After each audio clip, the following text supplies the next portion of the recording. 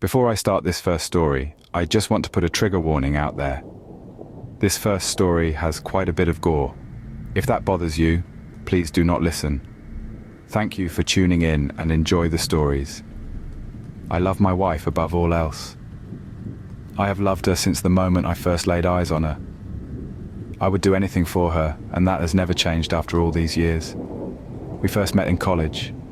We were both theatre majors, and it was day one of Acting 1 class that our eyes met for the first time. She had chocolate brown eyes that were complemented by her dark brown curls. We stared at each other constantly that first day, and when we were partnered together, we knew that it was fate. "My name is Margaret," she said as soon as I walked up to her after class. I took her hand and kissed it. "Henry," I responded. She then took one of my long dreadlocks and wrapped it around her finger, staring me in the eyes and biting her lip. It was an amazing meeting with an even better ending later that night. The following night, we went on our first date to the theatre. We held each other's hand through the entire performance, and afterward, I walked her to her dormitory. Every day after that was like a love story. We went through good times and bad times. We broke up and got back together. Through it all, one thing never changed for me. I loved her and would do anything for her. We got married after graduation and went on to become very successful in the stage acting scene. We were considered a power couple and were always cast in romantic roles opposite each other. It was easy to bring the true deep love that we felt for each other to the stage, and it was nice to make money from it. One day, our lives took a turn. We had just finished a successful performance of the stage play The Clean House when we were approached by a member of the audience. "That was an amazing performance," he said, a creepy English accent behind his words. "Why, thank you. You're sweet," said Margaret, gripping my hand. I could tell this guy had creeped her out, but being a talented actress, she was able to put on a nice front. "I've been watching you two for a very long time," he continued, his pale blue eyes staring into Margaret. "I am very much a fan of your work. Every performance is riveting, and I can tell that you put true passion into your exchanges. You two must truly love each other." "We do," I said, stepping slightly in front of Margaret. "We love each other very much. I would do anything for her." I looked at her, and she gave me that beautiful smile of hers. "That warms my heart to hear," he said as he put his arms behind his back and looked up into the night sky. "True love is a valuable gift that is often taken for granted. If you're not careful, you can easily lose it forever, and it can never be replaced, no matter how hard you try."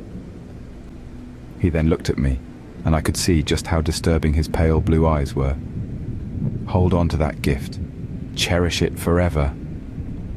He began to walk away before I asked the question that had been bothering me since we met. "Who are you?" I yelled. He stopped and turned his head. "Your biggest fan," he answered. He then walked away. Margaret and I looked at each other, baffled at what had just taken place. Later that night, we were sitting on our couch watching a movie, when suddenly there was a knock at the door. "Wonder who that could be," said Margaret as she got up to see who it was. She looked at the peephole and froze in place before taking a single step back and opening the door. Standing just outside the door was the same man we had talked to earlier that night. He stood there with his arms behind him, his pale blue eyes shining like the moon. "Honey," I said, standing up from the couch to join Margaret at the door. "Please, come in," Margaret said to the man, to my shock. "What are you doing?" I yelled, running to get to the door. The man stepped inside before I got there and began to stroke her face. When I finally got to them, I threw my fist and connected with his face, knocking him back outside. I quickly slammed the door and locked it. I turned to Margaret, who was in some sort of a trance. I tried to snap her out of it. "Margaret!" I yelled, shaking her. "Margaret, wake up!" There was nothing I could do to get her to respond. I shook her, slapped her, and even splashed water in her face. Nothing. Nothing would work. Suddenly, the lights in the house went out. I looked around until I saw the silhouette of a man standing outside our living room window. I blinked, and it was gone. I began to panic and ran to the gun safe in our bedroom. Despite being theatre nerds, We were very well trained in self-defense and firearms. We could each hold our own if our lives were in danger, and if there was ever a time to put that training to use, it was now. When I got back to the living room, I immediately raised my weapon. There stood the strange man, holding Margaret by the face. "Let go of her, motherfucker," I yelled, aiming for his head. He looked at me, and the only thing I could see in the darkness was glowing red eyes. He then turned his head to Margaret, and I fired, hitting him directly on the head. He fell to the floor hard, and I ran over. Margaret fell over too, but I caught her before she hit the ground. She still would not respond, her eyes wide open in a trance. I looked over to the man, but he was gone. I gently laid her on the floor and stood up quickly, readying my weapon once again. Suddenly, I felt a strong, tight grip on the back of my neck, and I was then thrown across the room, hitting the wall. I groaned in pain as I grabbed my gun and slowly stood to my feet, shaking as I raised my weapon again. Again, he had a hold of Margaret, but this time, he pulled her head close to his. I felt my heart race and my blood boil as he put her lips to his glowing red eyes staring right at me. "No!" I screamed as I ran towards them. He then pushed her to the side and opened his arms to me, as if inviting me to fire on him again. I obliged and fired 5 rounds at him, but all he did was allow them to connect as he laughed. I ran up to him, but he grabbed me by the throat before I could do anything. He pulled me close to his face, and I could see every horrifying feature. Not only did he have demon-like eyes, but his face was covered in disgusting pulsating veins. In his mouth were 2 sharp fangs and a long slimy tongue, which rubbed against my face as if tasting me before taking his first bite. I lifted my gun to the arm that had a hold of me and fired twice. He growled in pain as he released me, and I connected the butt of my gun to his face repeatedly. He fell to the floor, and I mounted him, smashing his face more and more, harder and faster. I could feel the blood gush and spray all over as the bones in his skull crack and collapse. By the time I was done, there was nothing but smashed bone, brains, and blood. I panted as I stood back up and limped over to Margaret, who was now fully unconscious. I shook her and she finally opened her eyes, looking into mine with fear and confusion. "Margaret," I said, feeling relieved that she was all right. I held her close, and we laid there until I looked over to where the body of the stranger must have been. He was gone, and panic arose once again, and we both stood up quickly. I turned to face Margaret and screamed when I saw him standing behind her, still in the process of regenerating his face. Before I had a chance to react, he sunk his fangs deep into Margaret's neck. She screamed in pain as I screamed in rage, hitting the monster in the skull once again with my gun. I felt a bone crack again as he released her. Again, I mounted him and went to work, growing exhausted the longer it went. I knew this wouldn't last, as he would surely regenerate again. It soon became obvious what exactly I was dealing with. He had put Margaret into a trance merely by looking at her, even looking through a peephole. It wasn't until she invited him inside that he actually got in. He had glowing red eyes and fangs, and he bit Margaret in the neck. He's a goddamn vampire, I thought to myself. While he was down, I ran to the kitchen and grabbed an old wooden broom. I broke it in half and ran back to the body, where I rammed it as hard as I could directly into his heart. The body began to convulse and flail its arms and legs all over. Suddenly, it stopped and went completely limp before melting away into deep red blood and other disgusting fluids. After catching my breath, I slowly turned my attention to Margaret. She sat there in the darkness, legs folded and upper torso fully erect. "Honey?" I said, nervously approaching her. In the darkness, I could only see her silhouette until her eyes began to slowly glow red. There was only one thing I could think of doing. I love my wife. I would do anything for her, even if that meant chaining her up in the basement, feeding her a pint of my own blood every day while I figured out what to do about her. When hunger hit her, she became like a wild animal that cannot be communicated with.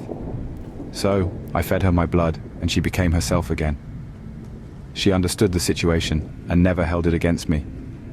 It wasn't easy, but it was all we could do. Unfortunately, a pint only went so far, until soon it wasn't enough. So I gave more and more until the point that I was endangering myself with so much blood loss. It was then that I decided to feed her. Full meals. It started with small animals at first, and then cats and dogs. Soon I made the hard decision to invite homeless people into our home, knock them out, and give them to her. This went on for far too long before it really started to affect us.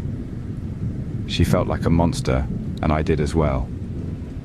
I love my wife, and I would do anything for her. Which brings me to now. I'm sitting here, writing this, shaking. There is literal blood on my hands as I try to compose myself.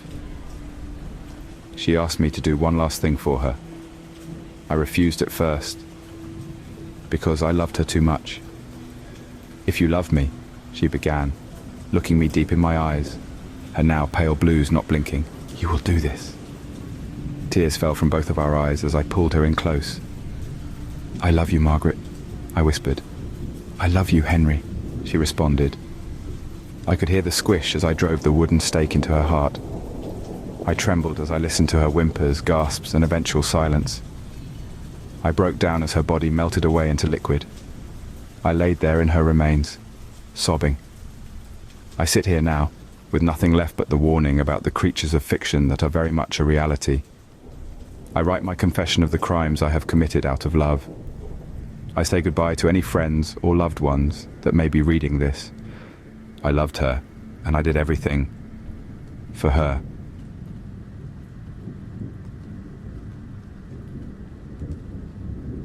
The following is a very true experience. I've never actually wrote this down before, and I don't know if anyone has experienced this too. This happened between 1989 and 1990, and I was about the age of 4 years old. To this day, I still get chills thinking about it, and I wonder if in some way unknown, it changed me. My parents had a house in the inland empire of Southern California, and at the time my brother hadn't been born yet, so I was still the only child. To give you a layout, my parents' house was a 2-story house located in a cul-de-sac. On the bottom floor there were 2 bedrooms, a bathroom, the living room, and the kitchen. The second floor was just the master bedroom and bath. All you could see from the street was the garage and one of the bedroom windows on the bottom floor, and the window of my mum's bathroom on the second floor. To get to the front door, you had to walk along the cement pathway that ran along the side of the house. You have to pass the first bedroom that you can see from the street, then you pass the bathroom window, and then another bedroom window, and then you would be at the front door. The backyard was beyond that point. My bedroom at the time was the bedroom next to the front door. Now, for some reason, my blinds weren't completely down to the bottom of the window. There was about a 6-inch gap with nothing covering it. I was pretty young, so I didn't really care much about it then. The bed was in the middle of the wall across from my bedroom door, and to the left was the window. According to my mum, this all happened right before midnight. My mother was asleep in her room upstairs, and my dad was a policeman that worked nights in another city. I was fast asleep in my room, and out of nowhere I suddenly awoke, looking up at the ceiling. I don't know what woke me, or if I just popped awake on my own. After my eyes adjusted to the night's light of my bedroom, I sat up and started looking around my room. All of a sudden, something caught my eye at the window, in the gap. First, I thought it was the street light reflecting on the window. But I knew for a fact that there was only one street light, and what I was looking at was 2 obvious glowing spots that were spaced apart as if on someone's face. Then I thought, is that a cat looking at me? And yes, I vividly remember thinking these things, trying to debunk this at 4 years old. I had remembered then that my cat Chelsea's eyes would reflect at night. But this looked different than that. The cat's eyes would almost have different colors when reflecting. These were 2 very solid, bright white glowing eyes, looking straight at me. I just stared at them, frozen stiff, trying to make sense of what I'm seeing. I couldn't see a face at all. The eyes were just so bright, nothing else stood out. That void or face around the eyes looked blacker than the night.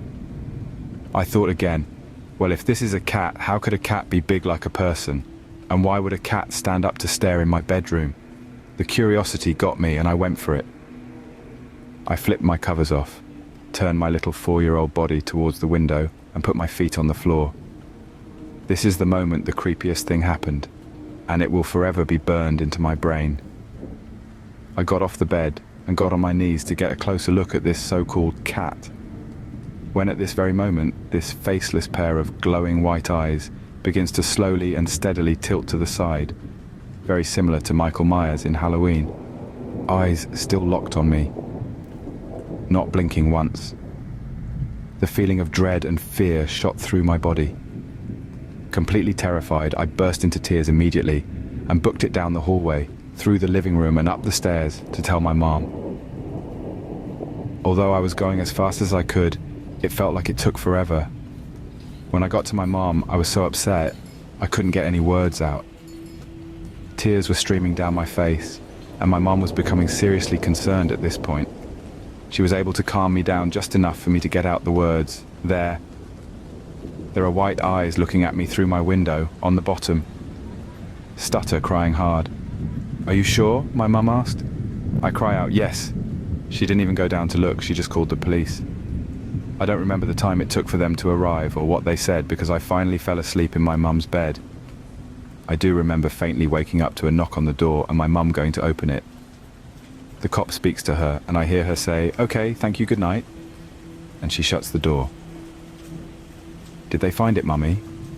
I asked, half asleep. No, honey, he said they couldn't find anyone, my mum told me softly. It's okay now, just try to go back to sleep. It's safe to say that the next day, my whole window was covered. Years fast forward and I'm in middle school now. Every now and then I would think about that night.